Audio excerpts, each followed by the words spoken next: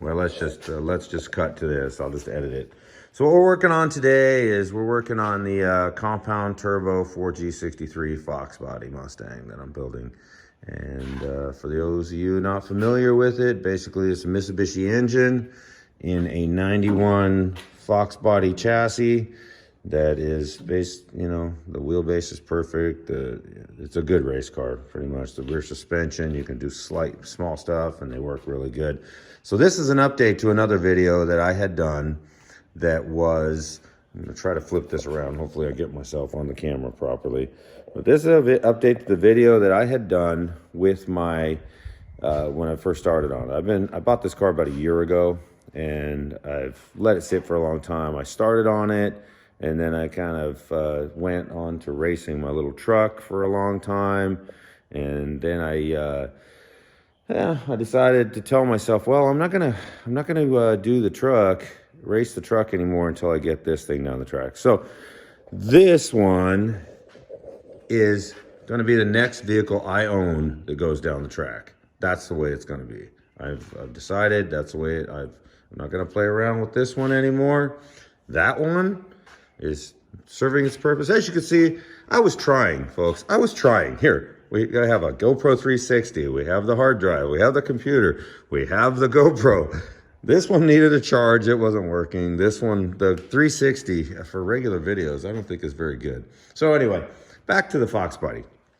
I'm kind of all over the place, but I'm a little frazzled with dealing with that thing. So let's get on to the more fun parts of it.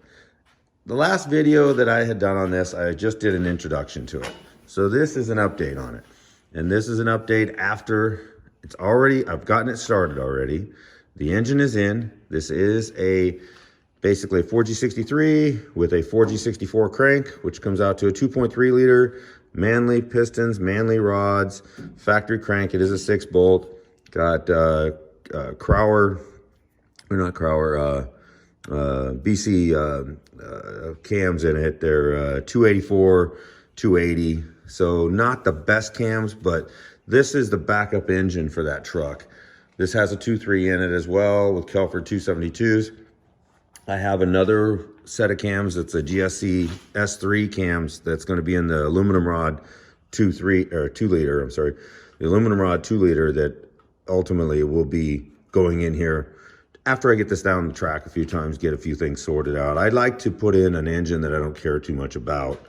I'm gonna talk with my hand here because I don't feel like switching this around, and who cares about seeing my face anyway. This is more fun. So that I like to put an engine in that when I first build a car that I don't care too much about, because you never know. You could have a fuel system problem. You could have an ignition problem. You could just window the block. You know, who knows what could happen. So put in something that, whatever, it is what it is. Then I'll have the aluminum rod motor, throw that in there after I get this sorted out, and then turn it up, way up. So to give an explanation on this thing, I had my Datsun, for those that haven't followed before. By the way, we're at 105 or 6 subscribers now. Woo! We're getting there, buddy.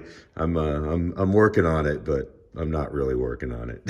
So anyway, let's go on to what this is a replacement for my little Datsun wheelie monster that had pretty much rusted out since I moved down here to South Texas on the Gulf. And so this one was a clean car, picked it up. I don't know why I keep messing with these Mitsubishi engines, probably due to my buddy Jared introducing them to me. I used to run nothing but American stuff, and then I kind of got into this, and it's fun, but it's a challenge. But this is a compound. So those of you that wonder what's going on, this is a compound turbo setup. We have a GT30 down in there, and we have a GT45 in here. So that turbo is good for right around 500 horsepower, 400 wheel, somewhere in that area. This one is good for about 600. So between the two of them, I've got about 1,000 horsepower worth of turbo here. This engine is not going to take it. This engine's probably about an 800 horsepower, maybe 750 horsepower capable engine. That's all. I'm only going to run like 30 pounds. So the way this is right now, I'm going to run spring pressure on both this wastegate, and there is another wastegate down in here. I guess you can see it better from that angle. There's a wastegate there. So this one controls the primary turbo, 15 PSI spring. This one here controls the secondary turbo, 15 PSI spring. So between the two of them should be 30 pounds of boost. And the way this works, for those who haven't followed along before, I know I've said it, before, but I'm going to give a review because I had people having some misinterpretation of what I'm doing here, saying that there's going to be some problems. And I said, well, I have a compound diesel, so I know how this stuff works. Basically, air goes in here, correct? It goes in there, comes out of the big turbo, feeds down through this pipe, goes along the frame rail, comes back up, feeds into this small turbo right here. Then this comes out, goes into the intercooler. The intercooler is inside the car. I'll show you that in a minute. Comes back, then it goes into the intake manifold right there. All the boost ends up there. So that's the intake track. The exhaust track, then after all that air goes in, comes out, this header goes into the small turbo, which is down here. And then, so part of the exhaust goes through there, part of it goes through here once it hits 15 pounds, then it bypasses into here.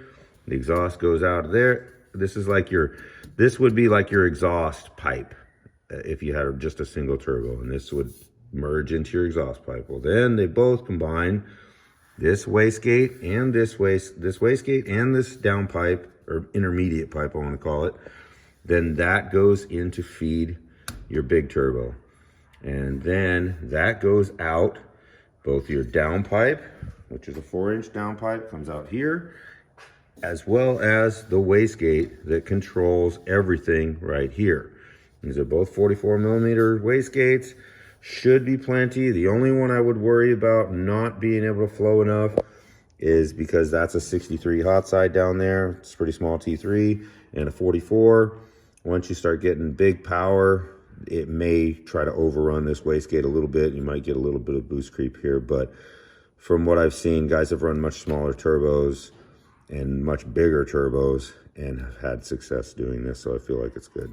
This header has gotten quite dirty. I probably should clean it up before I take a video, but I'll probably end up having to. This is what happens when you do a build, or at least when I do a build. I shouldn't say, some other people just do it really well. I'm kind of, I don't know what's wrong with me, the way I do things, but anyway, it's getting a little scratched, and it's not as nice as what it was, but it still looks pretty good and it still works. This is Cerakote, by the way, that 1800 degree, and if you don't scratch it up, it tends to last pretty good. So anyway, that's how all that intake flow and exhaust flow on a compound turbo. This makes 15 pounds of boost. The way I was trying to explain in another video that didn't work out is that, let's say you're at 30,000 feet up in the air, say you're up in the mountains somewhere, and that's your best air you get. Well, then this compresses it down to, let's say that atmosphere is only, zero pressure or whatever, but this will take it to atmosphere. And then, so that brings you down to sea level or something along those lines. It's just 1 atmosphere. And then, so it compresses the air to 1 atmosphere, flows enough air to compress it to 1 atmosphere. And then this one also compresses this air into another atmosphere. So it ends up being 2 atmospheres. Since I'm starting at sea level, ultimately what I end up with is 3 atmospheres coming out of this pipe into this intercooler right here.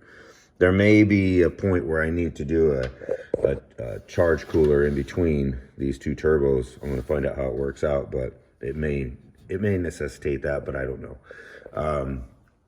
At this point, there's still a lot of cleanup stuff that I want to do that I haven't yet, but I did hide pretty much all of the wiring. There's no wires out.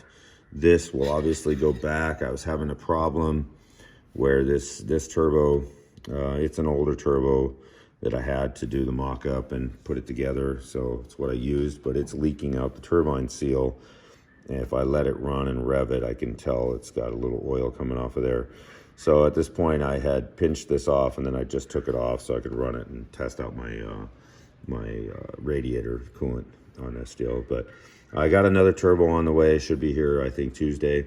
So I'm going to swap that out with a brand new one, and then that should fix that problem. It has two drains. One basically comes straight down 45s and then goes right into the pan, and then this one just comes straight down and goes right back into the factory 4G63 setup.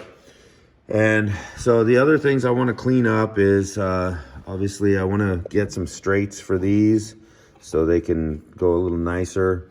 Maybe route things just a little bit differently so it's a little bit cleaner, and then change this to black braided line. I welded the bung in here, but I do need to I'm gonna put the catch can probably over there.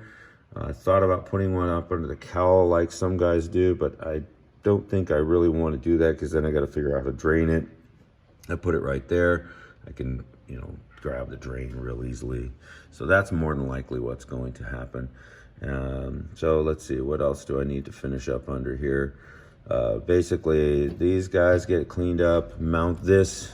I'm going to mount this vertically behind the head. You won't be able to see that at all. And a black braided line there with some new fittings.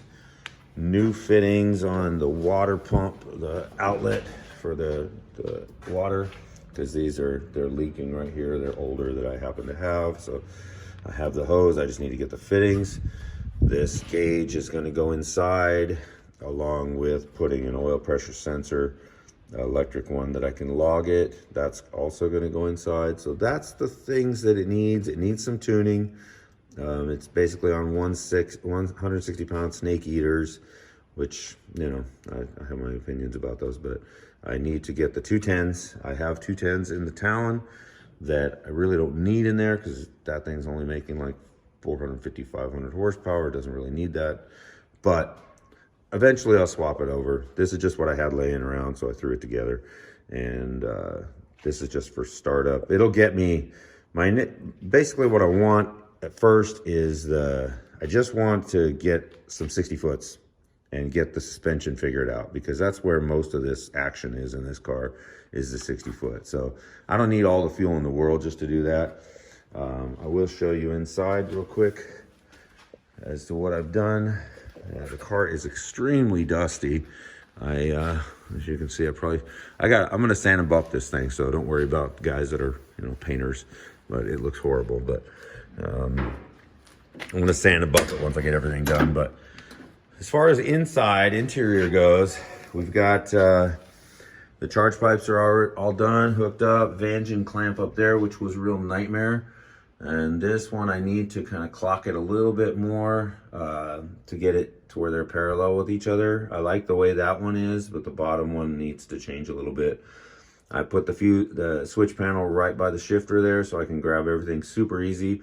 Probably will add a kill switch, a main kill switch right here that I can just hit, or maybe away from the starter, just back here. I can just hit it real quick and just kill all power. I can kill everything with those switches right there, but it'd be nice just to have a single. I did make this relay board with the fuse blocks, and pretty much, there's too many fuses in the whole thing, so I may try to get some non-fuses that'll just be like bigger amperage, or I think they sell something that you can just put into a replacement, because I really don't need a fuse here and a fuse there, and then also a fuse there. One of them is the switch panel that comes on with, just turning on the ignition switch. Like if you had a regular ignition switch in your car, that kicks this guy on, which feeds power to the ECU, feeds power to a variety of other things, or will. And then, so the power is the grounds. I think it works out, but I'm not the best at wiring, for sure. I did have an issue where I had to take apart my whole wire harness because I had a problem that both 2 and 3 weren't firing. And what ended up happening, I traced all the wiring, I changed the coil pack, the PTU off the truck, and then what ended up happening is this cam angle sensor was bad. And so I swapped that, and that got it. That took care of it. So now I need to tidy this back up a little more, put the looms back together. Basically, it's all zip tied right now, and then I'm gonna put one of those wraparound looms on the whole thing and get it tightened up against the top. And then once the dash goes in, you won't see any of this stuff. So hopefully it'll look relatively clean once it's done. I don't plan on doing a lot with this. Basically just a fiberglass carbon fiber dash, and then some door panels. Not gonna get too carried away. I still have to make some mounts for this intercooler.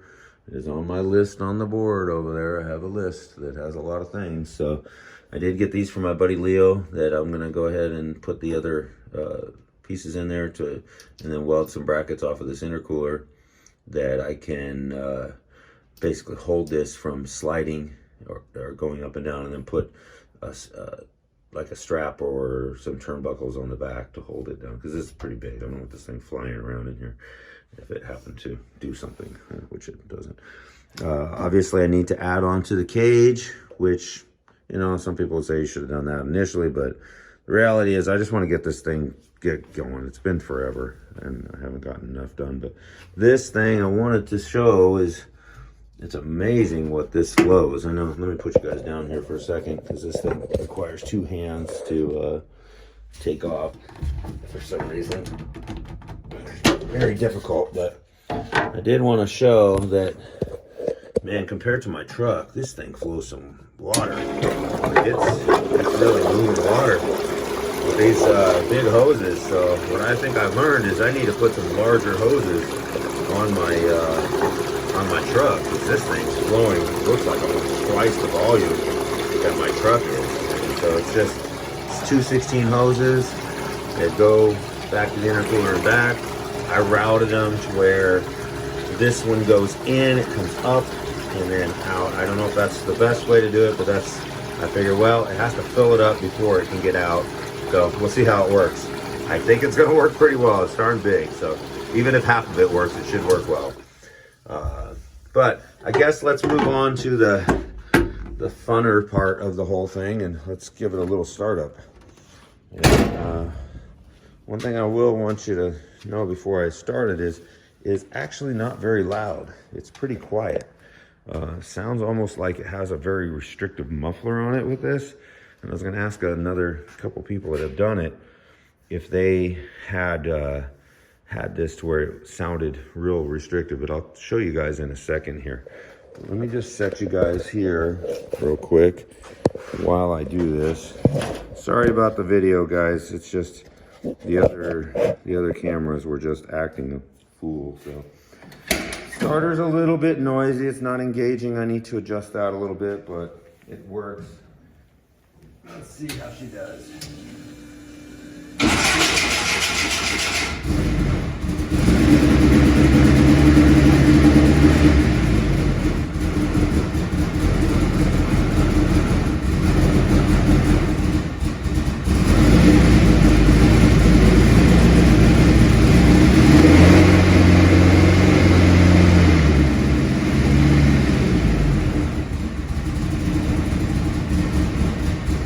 Idle's a little bit low when it's cold. I really need to do something about that. I have a little exhaust leak in the top. I haven't really tightened. I need to get a new hole for that. Need to do that. She makes great oil pressure.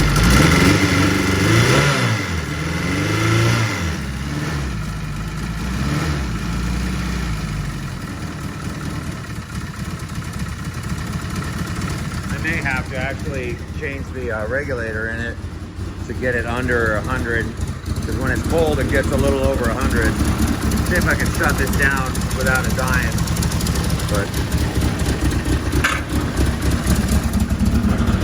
But as you can hear, like, this is as loud as it is. It's really not that bad.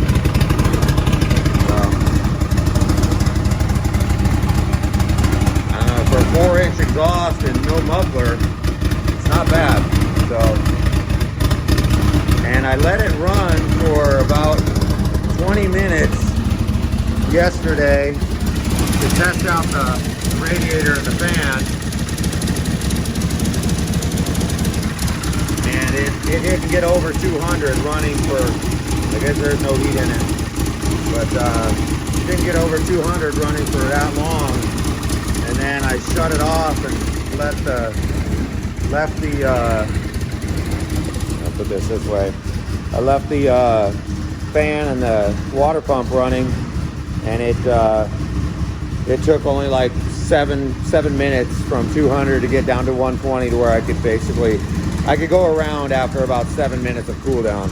We'll give it a couple little revs so you can kind of hear it. Maybe I'll go on the other side. That way you can kind of hear the exhaust. These cams are a little radical, so it's definitely going to need some tuning. But we'll get there.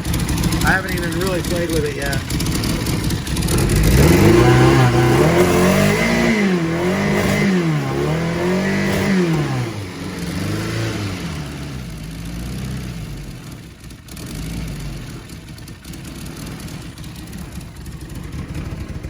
The other thing I want to mention real quick is this has a dummy transmission in it right now. I'm getting ready to put the Power Glide in it today.